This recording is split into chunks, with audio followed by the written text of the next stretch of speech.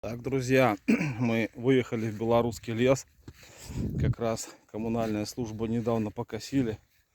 Тут у нас все аккуратно в Беларуси. И в лесу косят, и дороги аккуратные. Вот, вывезли костровую чашу. Сейчас ждем, пока стемнеет.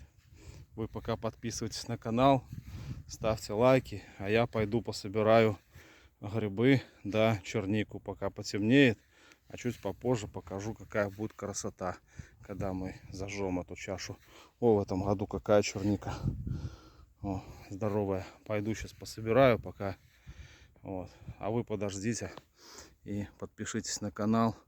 И чуть позже сброшу, как красиво будет гореть в ней огонь.